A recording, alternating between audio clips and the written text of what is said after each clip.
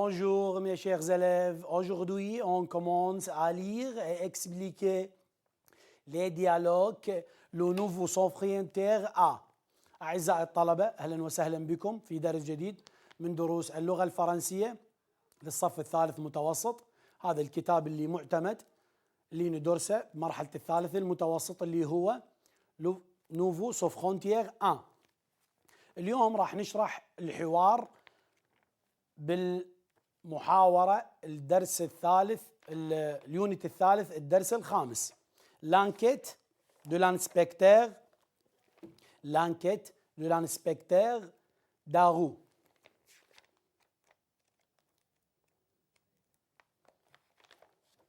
أي ننتقل أعزائي الطلبة للحوار. حتى نقرأ. coup du théâtre. عنوان الدرس coup du théâtre. حدث مفاجئ. Agnès Darou est à Londres. Elle vous interroger Jeanne Britton. Elle a besoin d'interprète. Would you like some tea? Qu'est-ce que ça veut dire? Elle demande si vous voulez du thé. Volonté. Mary, would you bring some tea, please? Qu'est-ce qu'elle dit? Elle demande à son assistant d'apporter du thé. Demandez-lui où était le 1er avril. Elle dit qu'il était en France à l'hôpital de Nice. Le 29 mars, il a eu un accident de voiture. Elle s'est cassée une jambe. Elle est restée 4 jours à l'hôpital. أعزائي الطلبة، درسنا لهذا اليوم هو الاستمرار بالتحقيق في اختفاء مسيو دوبوي، تكملة لما درسناه في الصف الثاني. هنا حدث مفاجئ، أي أن هنالك شيء سيحصل في هذا الدرس، وهو نهاية القصة لاختفاء السيد دوبوي. أنيس داغو متواجدة حاليا في لندن من أجل الاستمرار في التحقيق. Elle vous interroger Jeanne Britton. جان بريتون هي أحد أقارب السيد دوبوي اللي تكون زوجة أخ السيد دوبوي. Elle a besoin d'interprète. هي تحتاج إلى مترجمة. لماذا أعزائي الطلبة تحتاج إلى مترجمة؟ جان بريتون تسكن في لندن وتجيد اللغة الإنجليزية، وأنيس داغو تسكن في باريس وهي مفتشة شرطة تتحدث الفرنسية. Would you like some tea? أترغبين ببعض الشاي؟ أنيس داغو qu'est-ce que ça veut dire؟ ماذا يعني هذا؟ المترجمة elle demande si vous voulez du thé، لو ترغبين ببعض الشاي. Volonté. Mary, would you bring some tea, please? Qu'est-ce qu'elle dit? ماذا تقول؟ Elle demande à son assistant d'apporter du thé. طلبت إلى son assistante d'apporter du thé. طلبت من أعزائي المشاهدين من مساعدتها أو مرافقتها بأن تجلب بعض الشاي، الشاي.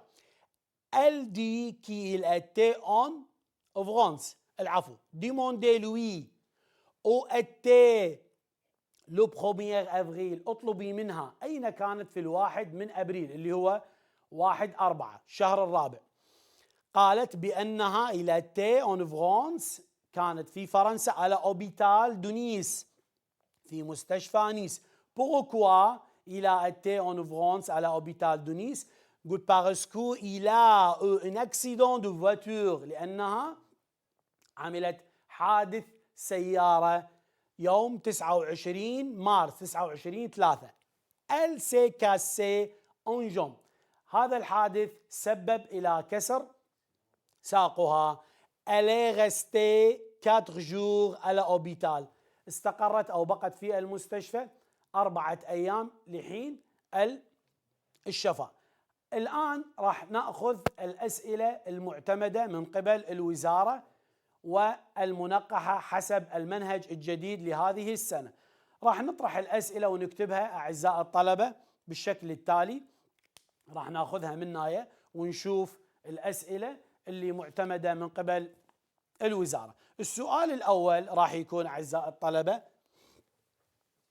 للدرس الأول هو Pourquoi Agnès Darrow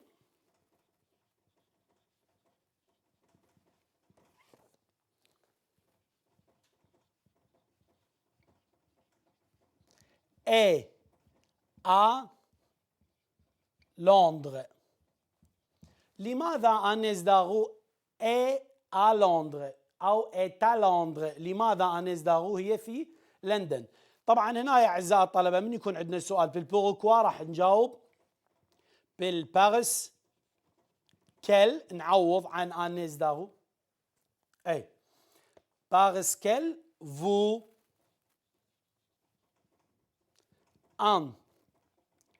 interrogez Jean Britton.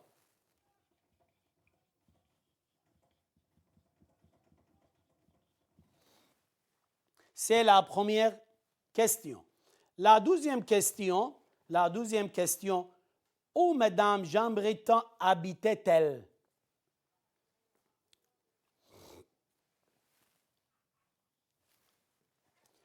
Où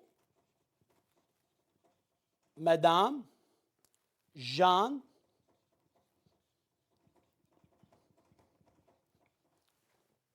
habitait-elle؟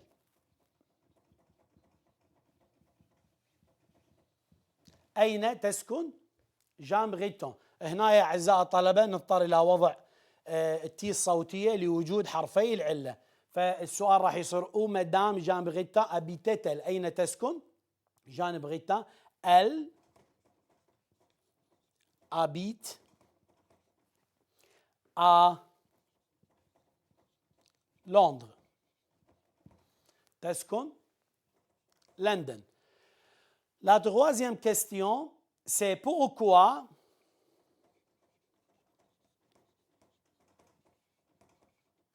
Agnès, pardon,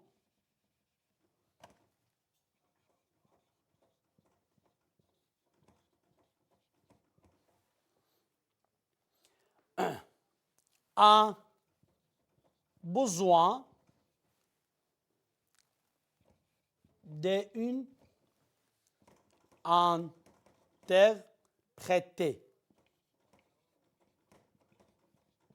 لماذا تحتاج أنيس داغو إلى مترجمة؟ هنا راح يكون بارسكل مثل ما تفضلنا وقلنا، بما أنه السؤال راح يكون بالبوركوا جوابنا راح يكون بالبارس أو بالبارسكو، نجاوب هنا بارسكل نو سي با parler l'anglais.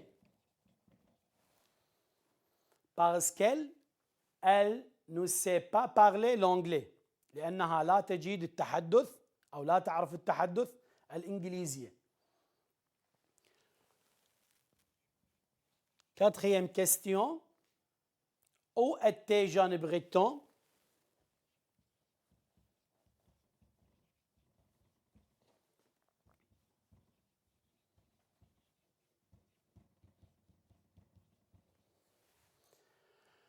Le 1er avril. أين كانت جان بريتون في 1er avril؟ Elle était en France à l'hôpital de نيس، في مدينة نيس الفرنسية، في مدينة نيس الفرنسية. Pourquoi Madame Breton était à l'hôpital لماذا مدام جان بريتان كانت في المشفى أو المستشفى؟ أيضا راح نجاوب parce qu'elle il a eu elle a eu un accident de voiture. Elle s'est cassé une jambe. لماذا مدام جان بريتون كانت في المستشفى؟ parce qu'elle a eu un accident de voiture. Elle s'est cassé une jambe. La dernière question. Combien de jours؟ عدد الأيام. هنا يسألنا عن عدد الأيام. Combien de jours؟ عدد الأيام. هنا السؤال عن عدد الأيام اللي قضتها مدام بريتون est restée à l'hôpital. يسألني عن عدد الأيام اللي بقت بيها مدام جان بريتون في المستشفى. Elle est restée 4 jours. 4 jours. Combien de jours Madame Ritan est restée à l'hôpital? Elle est restée 4 jours. أعزائي الطلبة، هاي الأسئلة اللي أمامكم. Pourquoi Agnès Darrow est à Londres? Parce qu'elle vous interrogeait Jeanne Britton. لماذا أنيس دارو متواجدة في لندن؟ هذا السؤال الأول، لأنها تريد أن تستجوب أو تسأل جان بريتون. السؤال الثاني أو مدام جان بريتون أبيتتل، أين تسكن؟ هنا يسألني بالأو، السؤال عن المكان، أداة استفهامية للسؤال عن المكان. الابيت à لندن، تسكن في لندن. هنا استخدم لي حرف الجر الآ لوجود عاصمة أو مدينة، يستخدم في حال وجود عواصم أو مدن. Pourquoi Agnès Darrow a besoin d'interprète؟ لماذا تحتاج أعزائي الطلبة إلى مترجم أو مترجمة؟ لأنها لا تعرف أو لا تجيد التحدث بالإنجليزية. السؤال الرابع، où était Jean Breton le 1er avril؟ أين؟ أيضا سألني بالأو، يريد يستفهم أو يسأل عن المكان اللي كانت متواجدة به جان بريتون في الأول من أبريل. Elle était en France à l'hôpital de Nice، كانت في فرنسا في مستشفى مدينة نيس. مدينة نيس. Pourquoi Madame Breton était à l'hôpital؟ لماذا مدام بريتون كانت في المستشفى؟ Parce qu'elle a eu un accident de voiture. Elle s'est cassée une jambe. كانت في المستشفى لأنها عملت حادث سيارة تسبب في كسر ساقها. Combien de jours أعزائي الطلبة؟ السؤال الأخير هو كم عدد الأيام؟ يسألني عن عدد الأيام اللي بقت بها مدام بريتون في المستشفى. Il a resté 4 jours. هذا بالنسبة للدرس الأول وما دار حول النقاش اللي بين الانسبكتور أنيس و جان بريتون، اللي مثل ما قلنا هي زوجة أخ مسيو دوبوي. مسيو دوبوي. نجي أعزائي الطلبة على الحوار الثاني، أيضا نقرأ. Pendant ce temps، أثناء هذا الوقت أو أثناء هذا الزمن، chez un médecin، عند طبيب أو عند أحد الأطباء، dans un village de Pernay، vous avez encore mal à la tête؟ Non docteur, c'est fini. Vous n'êtes pas fatigué؟ Non, ça va, mais je ne dors pas très bien.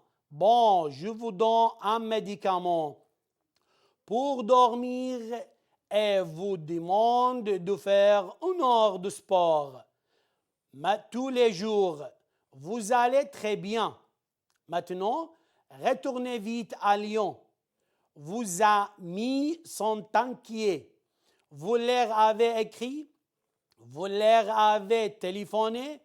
Non, je veux leur faire une surprise. une surprise. هنا أعزائي الطلبة أثناء ما يدور في التحقيق خلال هذا الوقت مسيو دوبوي كان متواجد في بيغنة. بيغنة هي مدينة حدودية تقع بين حدود إسبانيا وفرنسا من أجل الراحة جبال الألب. وكان اكو حوار اعزائي الطلبه بينه وبين الدكتور لان مسيو دوبوي كان يعاني من بعض الالم في الراس وطلب من عنده انه يسوي اشياء. اعطاه علاج اعزائي الطلبه من اجل ان يكون بصحه جيده وطلب من عنده ان يمارس الرياضه يوميا ساعه وطلب من عنده ايضا بان يعود بشكل سريع الى ليون بسبب انه اصدقائه والموظفين اللي يكونون وياه سيكروتير اكسترا كانوا جدا قلقين عليه وطلب من عنده ايضا وساله انه انت كتبت لهم او انت اتصلت بهم؟ قال له اني لا لان اريد اسوي مفاجاه. ناخذ عندنا ثلاث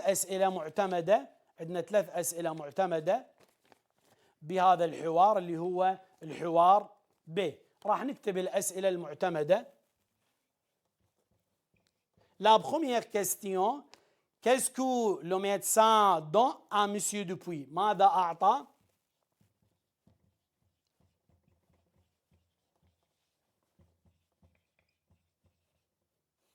Qu'est-ce que le médecin donne à Monsieur Dupuy? ماذا أعطى إلى السيد دوبوي؟ Il lui donne un médicament. أعطى علاج من أجل pour dormir. La deuxième question, qu'est-ce que le médecin? Qu'est-ce que le médecin demande؟ ماذا طلب à Monsieur Dupuy؟ ماذا طلب من السيد دوبوي؟ Il lui demande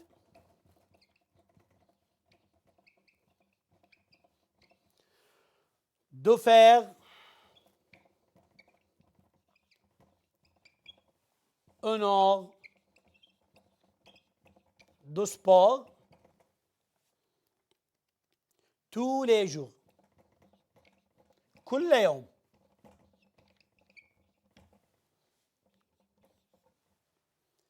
Pourquoi, Monsieur Dupuy?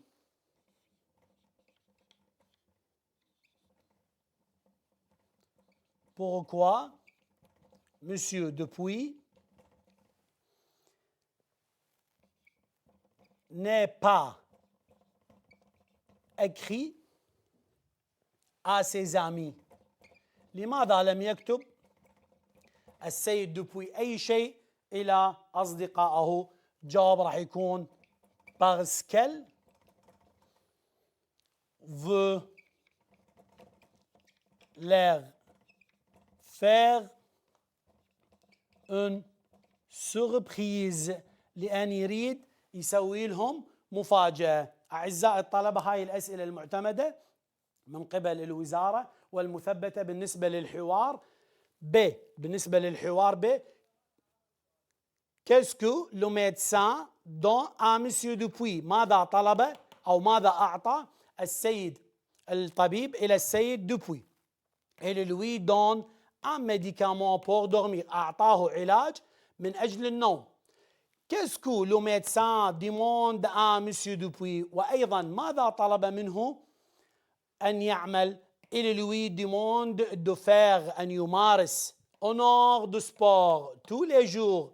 طلب منه بأن يمارس ساعة رياضة كل يوم. السؤال الثالث أعزائي الطلبة pourquoi Monsieur Dupuy n'est pas écrit à ses amis؟ لماذا لم يكتب السيد دوبوي إلى أصدقائه؟ parce qu'il veut leur faire une surprise. لأن يريد أن يفعل أو يجعل لهم مفاجأة. أعزائي الطلبة، مثل ما كتبنا على السبورة الأسئلة بالنسبة للحوار الأول وبالنسبة للحوار الثاني. ننهي بهذا الشكل درسنا لهذا اليوم، ونكمل فيما بعد إن شاء الله تعالى.